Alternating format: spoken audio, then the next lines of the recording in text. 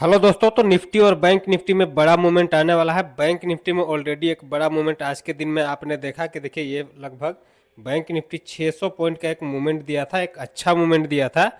उसके बाद थोड़ा सा करेक्शन आया है एक रेजिस्टेंस लेवल से। उसके अलावा निफ्टी में भी एक बड़ा मूवमेंट आने वाला है। तो ये मूवमेंट किस साइड में आएगा इसको देखने की कोशिश करते हैं। फेड का मीटिंग का भी आज अनाउंसमेंट आने वाला है, तो उसका भी इफेक्ट होगा। देखिए मार्केट का अगर मैं निफ्टी का डेली चार्ट को देखूं, निफ्टी का डेली चार्ट आपके सामने देखिए लगा हुआ है। ये जो डेली चार्ट लगा हुआ है, इस चार्ट में अगर आप समझेंगे एक रेजिस्टेंस को ब्रेक करने के बाद मार्केट 4 दिन से एक ही जगह पे खड़ा है। कौन सा रेजिस्टेंस लेवल है? ये देखिए पिछला जो प्रीवियस हाई था यहाँ पे देखिए, इस चीज़ को आप समझिएगा दोस्तों। यहाँ पे एक रेजिस्टेंस था, इस रेजिस्टेंस के पास प्राइस आया, एक ही कैंडल में देखिए आ गया। एक कैंडल में आने के बाद यहाँ पे देखिए 1 2 3 4 4 दिन से एक ही जगह पे मार्केट कंसोलिडेट कर रहा है। जब मार्केट में इस टाइप का कंसोलिडेशन होता है और बहुत ही नैरो रेंज में होता है, तो एक मोमेंट तो आता ही है। लॉजिकली अगर देखा जाए तो देखिए मार्केट में एक ट्रेंड आया, उसके बाद यहाँ पे एक कंसोलिडेशन देने एक ट्रेंड होना चाहिए। बट कई बार ये चीज़ होता है कि ये देखिए एक ब्रेकआउट का लेवल है। इसको समझिए आप दोस्तों, यहाँ पे कॉल और पुट दोनों बाय करने का मौका होता है। यहाँ पे देखिए होता क्या है कि एक तो ब्रेकआउट का लेवल है, 4 दिन से एक ही जगह पे मार्केट कंसोलिडेट कर रहा है, कोई न्यूज का भी एक्सपेक्टेशन है। तो इस टाइप के सेटअप में होता क्या है कि मार्केट को अगर ऊपर जाना है तो ब्रेकआउट करके इतना टाइम पास नहीं करता है। तो ये हो सकता है कि एक नीचे का पैनिक मूवमेंट दे, लेकिन इसकी गारंटी नहीं है। ऊपर भी जाएगा इसकी भी गारंटी नहीं है, लेकिन एक बड़ा मूवमेंट का गारंटी है। तो इस टाइप के सेटअप में हम क्या करते हैं, क्योंकि 4 दिन से ऑलरेडी कंसोलिडेट कर गया है तो ऑप्शंस के प्रीमियम ऑलरेडी काफ़ी डिके हो चुके हैं। तो यहाँ पे कॉल और पुट दोनों यानी कि स्ट्रैडल स्ट्रेटजी यहाँ पे काम करेगी, स्ट्रैंगल स्ट्रेटजी भी काम करेगी, बाइंग वाला। यानी कि आप स्ट्रैडल भी बाय कर सकते हैं, स्ट्रैंगल भी बाय कर सकते हैं इस टाइप के सेटअप में। डिस्क्लेमर यह है कि एक एजुकेशनल वीडियो है, कोई भी ट्रेडिंग या इन्वेस्टमेंट का डिसीजन अगर आप लेते हैं तो फाइनेंशियल एडवाइजर से सलाह लेकर ही लीजिए। मैं आपको सेटअप डिस्कस करने की कोशिश कर रहा हूं कि अगर मार्केट में इस टाइप का सेटअप मिले तो हमें क्या एक्शन लेना होता है। अगर इस टाइप का सेटअप कभी भी आपको दिखाई दे, 4 दिन 5 दिन 3 दिन 4 दिन का कंसोलिडेशन हो जाए, तो आप एक छोटे से रिस्क के साथ, मान लीजिए कि आप कॉल और पुट बाय करते हैं, 100 रुपये का कॉल बाय करते हैं, 100 रुपये का पुट बाय करते हैं। तो 200 का आपने कॉल और पुट बाय किया, इसका आप एक स्टॉप लॉस रख सकते हैं 50% का या फिर 60-70% का। यानी कि 200 रुपया टोटल कॉस्ट पड़ा, आप 140 150 120 इस टाइप का स्टॉप लॉस रख के इसमें आप आराम से ट्रेड या इन्वेस्ट कर सकते हैं। जो इसका टारगेट होगा डबल, यानी कि 200 से 300 का टारगेट कम से कम होगा। 200 से 300 तक अगर टोटल प्रीमियम हो जाता है, वहां पे आपको आसानी से प्रॉफिट बुक कर सकते हैं। तो 1:1 ही मिलेगा, 1:2 भी मिल सकता है अगर गैप अप गैप डाउन बड़ा सा हुआ तो, वो डिपेंड करता है। तो इसीलिए जब इस टाइप का सेटअप बन जाए, देखिए यही सेटअप बैंक निफ्टी में नहीं बना है। आप देखेंगे कि निफ्टी में तो बना है, लेकिन बैंक निफ्टी में मैंने आपके साथ क्या सेटअप शेयर किया था कि देखिए यहाँ पे एक inverse head and shoulder pattern बना रहा है। तो यहाँ पे एक ऊपर की तरफ का टारगेट आएगा। देखिए 3-4 दिन से बैंक निफ्टी बढ़ता जा रहा है। निफ्टी में उस टाइप का मूवमेंट नहीं है, लेकिन बैंक निफ्टी देखिए यहाँ से बढ़ा, यहाँ से बढ़ा। 4 दिन जो कंसोलिडेट किया है बैंक निफ्टी, 4 दिन कंसोलिडेट नहीं किया है, ये बढ़ा है और ये आ गया है रेजिस्टेंस के पास।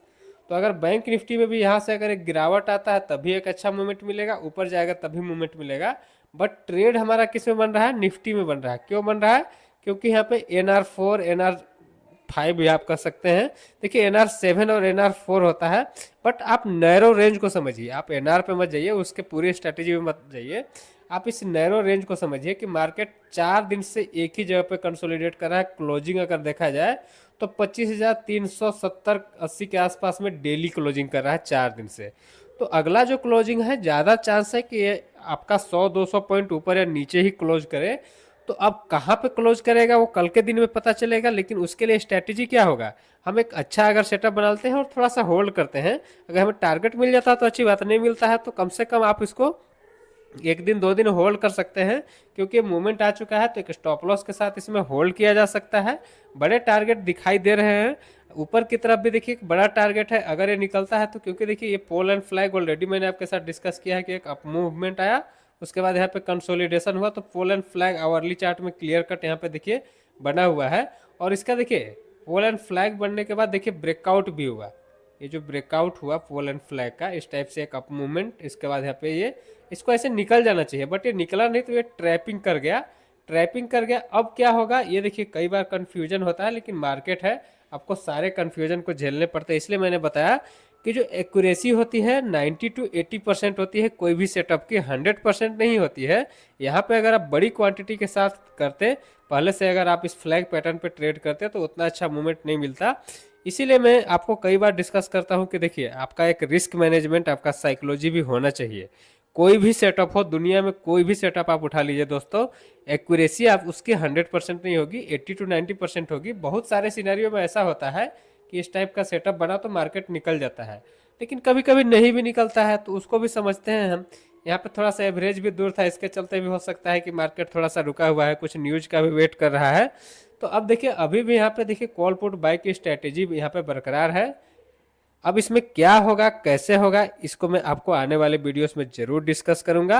लेकिन इस सेटअप को समझिए, आपको बहुत बार अच्छा प्रॉफिट देगा। कभी कभी आपको यहाँ पे स्टॉप लॉसेस भी हंटिंग होंगे, लेकिन वो जो मैंने स्ट्रैटेजी बताया कि स्ट्रैडल या स्ट्रैंगल बाय करने की, उसमें देखिए कोई प्रॉब्लम नहीं है। इसीलिए मैं आपके साथ बार बार यही चीज़ डिस्कस करता हूँ कि देखिए, मार्केट किधर भी जाए, अगर हमारे पास हेजिंग का पोजिशन है तो हम ऑलरेडी सेफ हैं। इसलिए हेजिंग एक बेस्ट तरीका होता है मार्केट में ट्रेड या इन्वेस्ट करने का। प्रॉफिट छोटा होगा लेकिन प्रॉफिट कंसिस्टेंट होगा। तो इससे क्या होता है कि मार्केट में आपको एक अच्छे रिजल्ट मिलते हैं। लॉन्ग टर्म में आप देखेंगे कि आपका लॉन्ग रन, जो आप कह सकते हैं कि ट्रेडिंग का एक लॉन्ग रन होगा, कि आपको आज कल 2 दिन 4 दिन का प्रॉफिट नहीं देखना है, आप महीने 2 महीने 4 महीने 6 महीने 1 साल का प्रॉफिट और लॉस देखेंगे। तो इसमें आप नेट टू नेट प्रॉफिटेबल हो सकते हैं अगर स्ट्रैटेजी को काम करते हैं तो। क्योंकि देखिए, सिस्टम भी देखिए, दो चीज होता है, एक तो होता है सिस्टम, दूसरा होता है रिस्क मैनेजमेंट। अगर आप सिस्टम को सही से काम करते हैं और रिस्क मैनेजमेंट को सही से लेके काम करते हैं, तो मार्केट में ट्रेड या इन्वेस्ट करना कोई बड़ी बात नहीं है, कोई प्रॉब्लम वाली बात नहीं है। बस सिस्टम को समझिए, रिस्क मैनेजमेंट को समझिए, मार्केट आसानी से पैसे देता है।